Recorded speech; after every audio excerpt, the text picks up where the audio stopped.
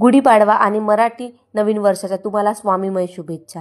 आज सकाळी सकाळी आमच्याकडे इकडे आंब्याचे तोरण बनवणं सुरू होतं आणि यांनी इकडे पूर्ण आंब्याचे तोरण बनवून घेतले आणि याला छान प्रत्येक दाराला लावून घेतलं।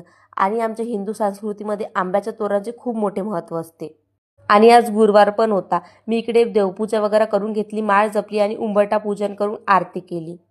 आणि आज मला नाश्ता बनवायचा अजिबातच टाइम नाही भेटला, सो यांनी बाहेरूनच नाश्ता घेऊन आले। आणि आजकाल तर आमच्याकडे जय जय बाप्पांचा नैवेद्य लवकरच गायब होतो, कारण ह्या चोराला कसं काय माहीत होते की जय जय बाप्पांना नैवेद्य आला आणि तो पटकन तो खायला तयार होऊन जातो।